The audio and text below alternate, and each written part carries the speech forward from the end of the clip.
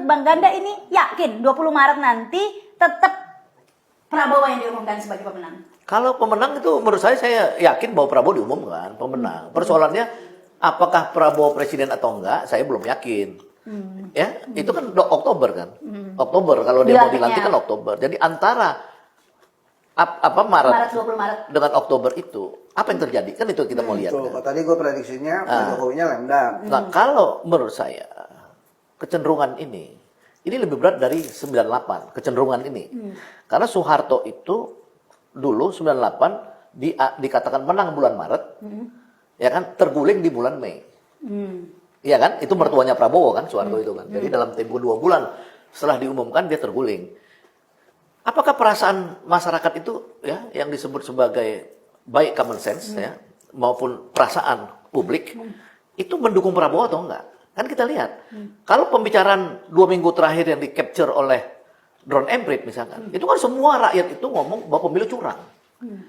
Nah, ada rakyat yang membincangkan pemilu curang, ada elitnya yang diwakili oleh 4 partai politik di tempatnya PDIP dan lain-lain ini pendukung 03, ada 3 partai utama pendukung 01. Ada pemimpin, jadi pemimpinnya ada, rakyatnya ada. Ini bilang curang.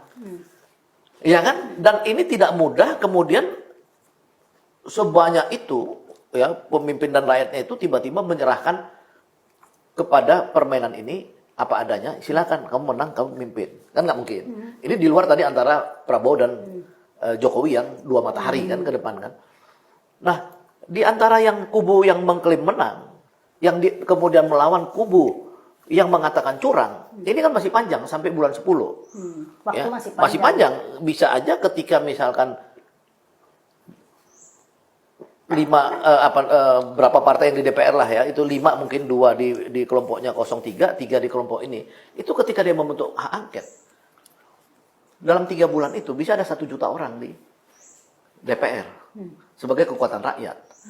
Kalau kekuatan rakyat ini mengatakan pemilu curang dan angket harus mengatakan itu curang, ya kan karena memang ada fakta-fakta yang terbukti secara politik. Karena angket itu kalau dilihat dari Pansus Bulogit, kemudian dari Sri Mulyani, Senturigit itu memang DPR jadi hebat, berkuasa dan dia bisa menggali hal-hal yang kita pembicarakan tidak ada bukti. Kata kelompok 02, lu buktiin dong 340 ribu TPS, kata Nusron Wahid kan. Jadi dia kan bicara verifikasi. Tapi kalau falsifikasi dalam teori Karl Popper, itu bisa digali. Ya, nggak sampai cuma 1000 TPS, 2000 TPS saja curang, kita bisa nyatakan itu curang. Bansosnya, apanya segala kan ada bukti-bukti. Ada dua isu besar nanti di angket bansos dan pemilu curang. Ya nanti itu kan bisa Berkaitan, satu kan. Nah, jadi maksudnya dan pertanyaan Rahma tadi kan antara bulan Maret 20 ini kemudian diumumkan Prabowo menang sampai Oktober belum tentu Prabowo dilantik. Belum tentu ya, bukan nggak ini. Kalau menang yakin tapi belum tentu dilantik. Karena yang ini kalau dia bilang kami tidak mau kamu, ya kan? Maka berarti ada ketegangan sosial yang parah yang itu bisa seperti di Venezuela misalkan ada 2 pemerintahan, di Sudan ada 2 pemerintahan, ya kan? Atau berunding. Yang berunding siapa? Apakah Prabowo dan Jokowi diikut sertakan? Karena dari kelompok ini paling jijik kan sama Jokowi, bukan nama Prabowo-nya nih. Karena mereka ini sebenarnya beririsan dengan Prabowo di tahun-tahun lalu. Misalkan kelompok Megawati itu sama Prabowo itu 2009 mereka Berpasangan. bukan berpasangan di tempat sampah di Bantar Gebang itu mereka ini launching sebagai calon presiden dan wakil presiden. Ya di kelompok ini 10 tahun Prabowo itu beririsan ya di kelompok 01 itu gitu. Jadi sebenarnya kalau Prabowo yang berunding mungkin orang bisa lebih ini, tapi perundingan loh, bukan perundingan misalkan Prabowo sebagai presiden misalkan dia merasa udah pemenang, bukan. Dia pemenang dengan perampasan yang saya bilang tadi amanah rakyat untuk pemilu bersih itu.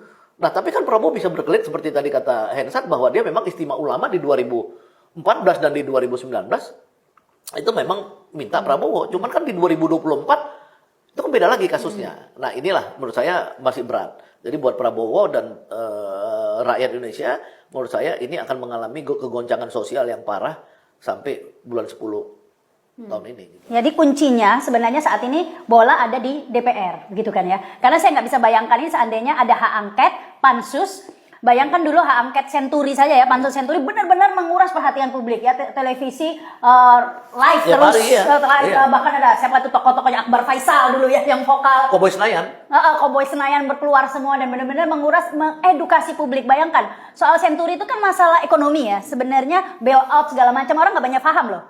Itu masalah pilpres itu. Tapi Itu orang karena jadi mengerti pembobolan uang 6 triliun itu untuk membiayai. adalah diasumsikan membiayai Pilpres 2009. Jadi selalu begitu. Setiap mau Pilpres ini ada aja yang aneh-aneh. Yang membiayai kampanye incumbent itu negara kita sebenarnya. Negara, iya. Ya kalau ini bansos kan yang kita Bansos, biayai. aparat-aparat, kepala desa, semua itu kan terlibat nih. Nah itu pansus Senturi itu sampai publik yang nggak paham ekonomi aja sampai paham soal bailout dan segala macam, saking diedukasinya melalui pansus. Dan jika ini sampai lolos angket ini pansus, saya yakin akan lebih heboh begitu ya Bang Hensat. Tapi kenapa ini dukungan udah begitu kuat kok belum jadi aja nih Bang? Karena begini, ada beberapa sequence ya. Yang pertama, Surya Paloh ketemu Jokowi. Kemudian yang kedua, ada yang aneh. Sekjen Koalisi Perubahan itu, sekjen Koalisi Perubahan, partai politiknya bilang, kita akan mendukung PDI Perjuangan sebagai inisiator. Kenapa saya bilang aneh ya? Lu kalau mau bikin hak angket, bikin aja. Tergantung sih. Jangan nungguin PDI Perjuangan. Mulai aja gitu. Mulai aja. Sementara mungkin ya, PDI Perjuangannya mau meluncurkan hak angket, ini ada apa? Ada pertemuan dengan Pak Jokowi, kan nggak pernah dibongkar juga, nggak pernah dibuka juga. Ini kan PDI Perjuangan ini kan dia menurut saya besar karena keadaan juga lah. Dan kemudian belajar dari keadaan. Kan menyakitkan Pak, ditinggal Jokowi dan Gibran ya. Masa dia mau dibohongin lagi gitu kan ya. Makanya udah gitu kalah telak lagi di Pilpres. Iya, makanya langkahnya hati-hati gitu. Ganjar didukung Jokowi, tiba-tiba begitu Ganjar diumumkan, dia terlepas ada gonjang-ganjing 21 April itu. Tapi kan kita masih ingat si rambut putih itu siapa yang diomongin Pak Jokowi. Jadi wajar kalau kemudian PDI Perjuangan akan berhati-hati sekali langkahnya hari ini. Untuk mengajukan hak angket supaya apa? Supaya dia nggak kena zong 2 kali kan. Bukan lebih dari 2 kali kan, ini udah 4 kali kali zongnya. Jadi kalau mau hak angket, saran saya, si parpol-parpol Koalisi Perubahan ini lanjut aja. Nggak usah nunggu PDIP gitu. Iya, karena sampai hari ini saya belum dengar ya dari parpol Koalisi Perubahan. Ya, saya misalnya ngomong PKS nih ya, saya, PKB dan Nasdem akan mengajukan hak angket. Setelah itu kami akan membuka komunikasi dengan P3 dan PDI Perjuangan. Itu kan rakyat juga ngeliatnya mantep gitu. Oh ini parpol Koalisi Perubahan ada pergerakan. Tapi begitu dia bilang, kami akan mendukung PDI Perjuangan. Nah, kok dia begitu sih? Nah ya ini masalahnya di situ ya Bang Ganda ya. Padahal dukungan publik kan sudah kuat ya Bang Ganda ya. Udah kuat banget ini. Banyak yang berharap ingin hak angket sebagai satu-satunya kanalisasi lah dari kekecewaan yang anggapnya curang dan kemudian ditantangin. Buktikan dong, buktikan. Nah inilah kesempatan membuktikan melalui hak penyelidikan kan hak angket. Pertama kalau menurut saya gini ya, tokoh-tokohnya dulu kita lihat ya. Baik yang di 01 maupun 03, itu kan tokoh-tokoh yang menurut saya dia tidak gampang dibeli Jokowi. Ya, tidak gampang dia itu melakukan politik dagang sapi. Misalkan ketika orang mencurigai kenapa Surya Paloh dipanggil. Kalau saya nggak yakin, karena Surya Paloh itu udah korbannya dia banyak sekali. Dia nggak mungkin menyerah segitu mudahnya. Dia kan sudah rugi kalau nggak salah berapa triliun di bisnis dia dimatikan rejim lah, yang terkait di Freeport atau di mana ya, catering. Banyak semuanya, termasuk tower itu. Hancur apa segala. Jadi buat saya sih nggak mungkin ya, karena Surya Paloh ini juga di masa Soeharto dia ngelawan loh sama Soeharto. Dia buat koran prioritas apa segala. Jadi track record dia tuh hampir di penjara sama Samsir. Samsir sendiri Jenderal Samsir sendiri cerita sama saya. Dia diperintahkan oleh Panglima TNI waktu itu Faisal Tanjung untuk nangkap Surya Paloh. Untung mereka sempat ketemu di Medan antara Samsir dengan bapaknya si Surya Paloh ini di Medan. Jadi dia selamatin juga nih si Surya Paloh. Ada Surya Paloh itu pemberontak. Sejatinya dia ada sifat pemberontak.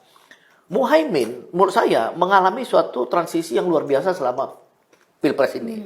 Karena apa? Karena dia merasa betrayal. Orang-orang yang dia pikirkan harusnya mendukung dia, yang mengklaim dirinya 80 juta sebagai umat di Indonesia ini, so-called Nahdlatul Ulama, ternyata tidak mendukung dia secara mayoritas. Makanya Muhaimin ini merasa ada pengkhianatan terhadap dirinya. Kan dia udah dibilang berkali-kali, kalau mau milih orang NU ya saya lah paling NU, dia bilang. Memang betul dari semua. Tapi PKB-nya naik. Tunggu dulu, makanya ini artinya gini. Fakta di lapangan, ya NU-nya sendiri melakukan gerakan untuk mengalahkan Muhaimin, NU-nya sendiri kan gitu. Jadi soal suara nanti dulu. Ini soal fakta-fakta di lapangan tuh bahwa dia didelegitimasi oleh NU dan lain-lain. Jadi saya melihat Muhaimin ini menjadi tokoh yang semakin militan juga, militan. Terzolimi lah.